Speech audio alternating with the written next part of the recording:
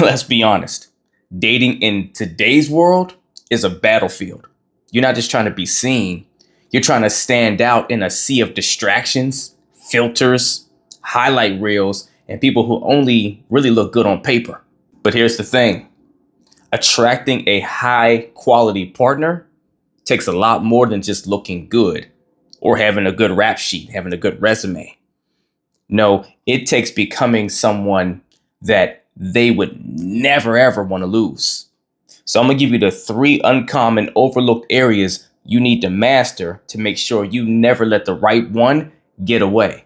Heck, so you can attract them in the first place. First is you have to cultivate energetic precision. It's not just about confidence, it's about directional energy. So that means you need to know exactly the kind of partner that you're trying to attract so you can then calibrate your energy to speak directly to them. You know how the saying goes, different strokes, different folks, right? So different energies, different vibes that different people vibe with. So whenever you have the archetype or the kind of person that you're looking for, the kind of man or the kind of woman that you would want to attract and have in your life, you got to know what type of time they're on, what kind of energy they sit in, like what frequency are they on? And you have to be able to match that frequency. Just that's what the chemistry thing is in the beginning of a relationship when someone's dating and someone says, oh, we just hit it off so well. It's because usually energetically you're aligned and locked in. Now, chemistry doesn't equate to compatibility. You still have to do the rest of the vetting. But if you're going to stand out in the crowd from everyone else in some degree, you're going to have to be able to match the kind of vibes the person that you're looking to attract is looking for. Now, let me stress this clearly. Matching the vibes and matching their energy doesn't mean you try to force yourself into matching an energy that's not who you are. If that's not who you are, then who you think you want is not who you truly want. It's just what you've been telling yourself because maybe those kind of people are attractive to you because of their style or something. I don't know. But the point is, if you see someone or you match someone or you feel someone matches you best, and that's who's the person for you, and that you really are drawn to that type of person, then you got to see, does your energy, does the way you like to operate, can you match their energy in a way that's sustainable for you, that feels harmonious to you, not like you're fighting and struggling just to be this version of yourself to be with them. So if you do this effectively, that means you should embody the traits they deeply value, which means you should value them as well. You shouldn't try to do it for them. You should have value in those same traits, but you have to eat, sleep, and breathe and be those values so that you naturally pop up on their radar and they see you because you're matching their energy, right? So if you want a grounded, emotionally intelligent partner, you got to ask yourself, does your presence feel like peace? Does your presence match the vibration that a grounded and emotionally intelligent partner will be looking for? To where whenever they come across you, they feel that same energy coming back. They feel like you're probably a grounded and emotionally intelligent person in return because you match the energy of someone that would have those qualities or skill sets or have cultivated that within themselves because you feel like calm and peace, which is symbolic that you have good emotional regulation skills or that you are at rest or healed or don't have a lot of things you're working through trauma wise to where you're easily triggered and you're unsettled, to where you feel like a safe space because they're a safe space and they'd like someone else that helps continue more of that. Do you match that? If you want someone driven and secure, does your life reflect purpose and progress? Right? Does it make sense? Do you complement them? Right? Can you be the yin to their yang? If it isn't becoming clear by now, attracting the right partner starts with you broadcasting the right frequency. You have to put out the right beacon to say, hey, I'm your match over here. I match what you are looking for, what you are in my own version. I'm not exactly the same as you, but I'm the complement to you. I mesh with your vibration. And to make sure it doesn't get missed, mixed into that frequency, when we say embody the traits they deeply value and all those things, stuff like, fitness is in there, whether you take care of your body or not, right? Your presentation, your polish, how well you keep yourself up. If you even try, if you even care, or, if you actually put effort into looking somewhat formidable no matter what you're doing, whether you're just going to the gym, even though you have workout clothes on, does it have some sort of a presentation to it? Or if you are going out to some elegant dinner, do you know how to clean up well, right? Do you smell good? Those are kind of things that goes along with the rest of the puzzle. It's all one conglomerate. It's not just the, traits in the sense of belief systems and characteristics and the things that you do. It's also what you show on the outside that gives some sort of symbolism as to what's going on the inside as well, right? So those things matter because, hey, if you are someone that takes care of yourself and you keep yourself up in that way, it's going to say a lot, right? It's going to say, hey, you do understand the value of pouring into yourself and self-love because of the way you do take care of your body externally. Yeah, some people work out and things just because of the looks, right? And it's not for the health factors sometimes. But see, the rest of the puzzle of you will say that or not. They'd say whether you're just shallow or whether there's actually substance underneath those things. By the rest of your character and the rest of the things you do, it all comes together. But you have to embody it all totality wise to give off the right impression and send out that right beacon. Because look, on the surface and up front, the first thing that attracts someone and draws them into you is the packaging, right? What I see. It's like marketing, if you will.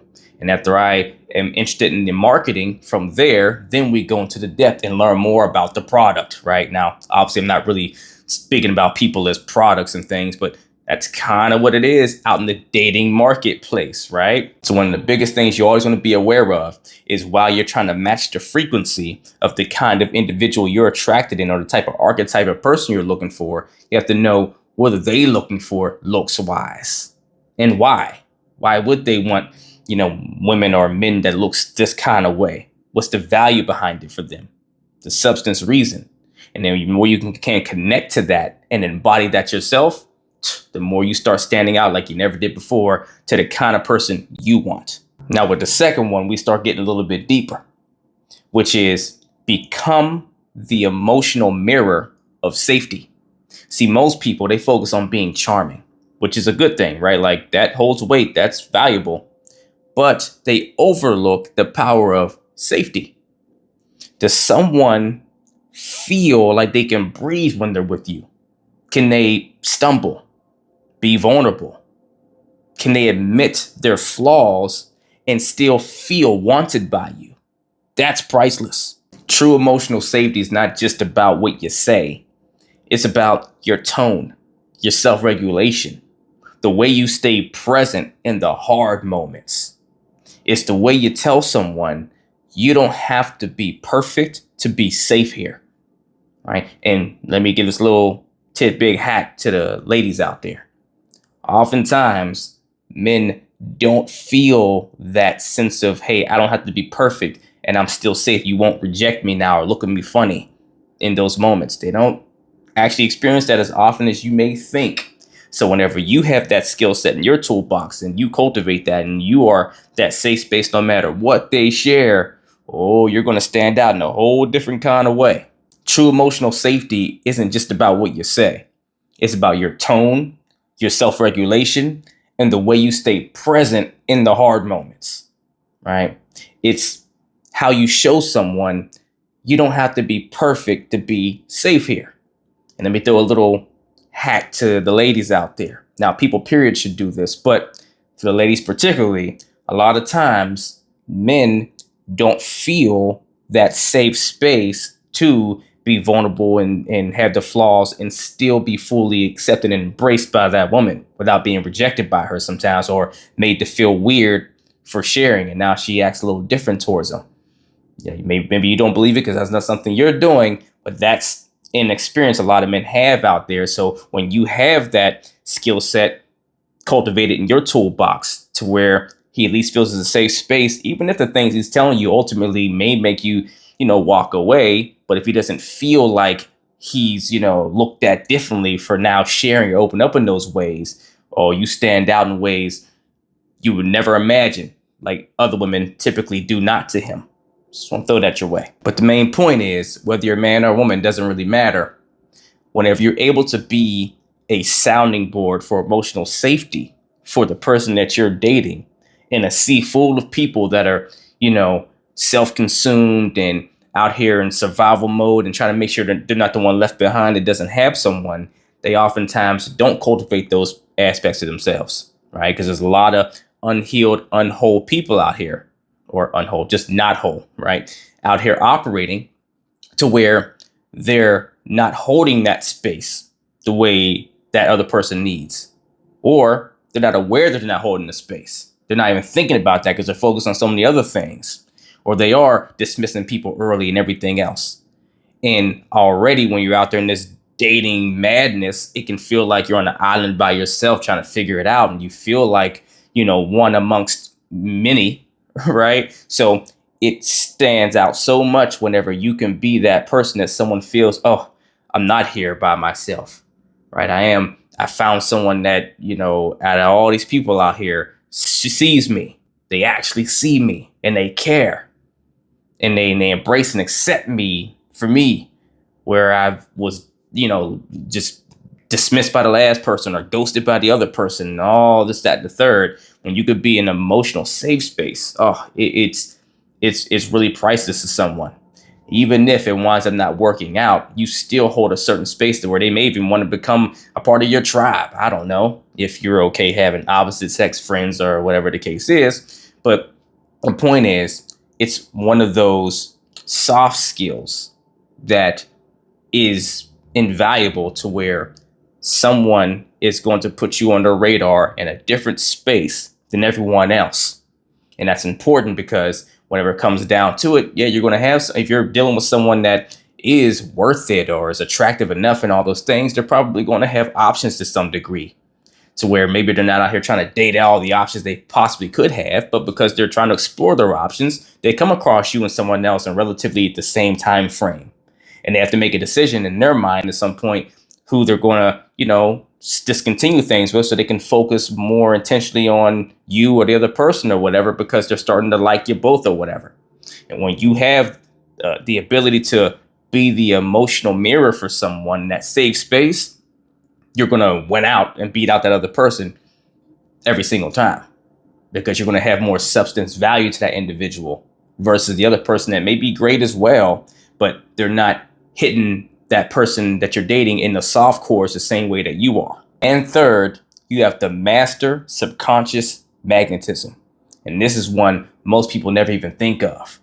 See, your nervous system speaks much louder than your words ever do, right? So if you haven't healed your wounds that you may have had from the past or what have you, your energy will repel even the healthiest person. And if your self-worth is low, your vibe will attract people who treat you that way. See, to be magnetic, you have to truly be at peace in your own body.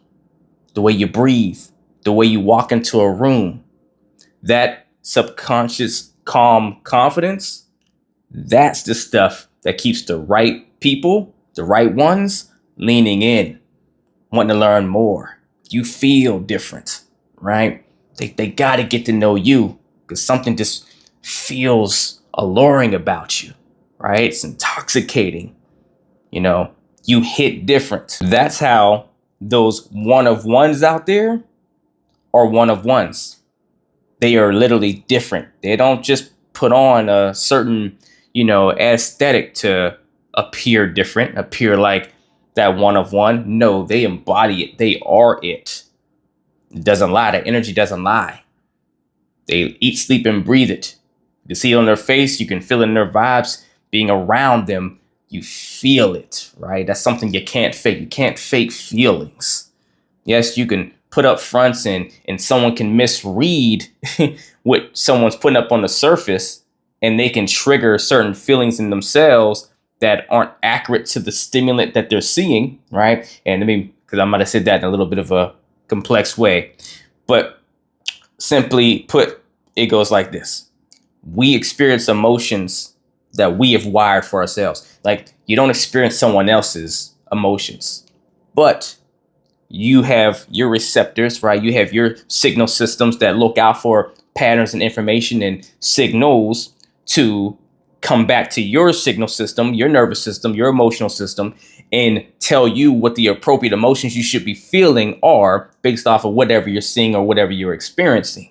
So whenever you're not attuned well enough with your own, nervous system or your emotions, or they haven't given vetted certain things for your intuition and for your subconscious well enough, then certain fictitious acts on the surface can oftentimes to your signal system mean, oh, we should be feeling this right now. And maybe you do feel giddy or whatever for that person because you haven't given enough substance to your vetting system as to what actually triggers the permission for you to feel certain emotions, right? So that's one thing. But what can't be faked is the raw sensation of when you're in proximity of someone, what you feel from just being around them, right? That's on an energetic level, on a spiritual level that you're just connecting to, right? Without having to even pay much attention. That's different. And so whenever you are able to truly master that subconscious magnetism, right? Meaning you embody the peace inside of yourself because you truly are at peace. It's not a fake thing. It's not a ruse. It's real life for you. Then now that emits out to people. They can feel that energy. They don't have to even focus on you to feel it. They just know it's like, this person's different. She's different or he's different. Yeah, I at least want to be around them, get to know them, and just, vibe with them.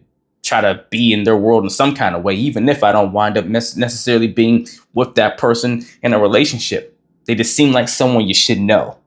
Have you heard that before? Ultimately, just remember, the right partner isn't looking for perfect. They're looking for presence, peace, and purpose. So become the version of yourself that they would never want to risk losing, and the rest will fall into place. If you need help getting yourself into shape, relationship shape, to be the best version of yourself that can stand out in the crowd and be that one of one amongst many, to where you can attract exactly the kind of partner you want to attract to you. And the only reason it wouldn't work out is because it just wasn't meant to be, not because you dropped the ball or you have more to work on. Then email or DM me the word coaching and we will get to work, only if you're truly ready to put that work in actual coaching sessions.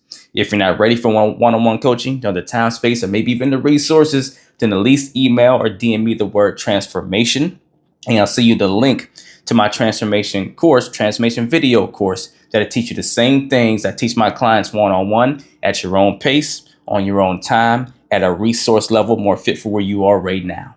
But if anything, do something to get in the race. Let's get it.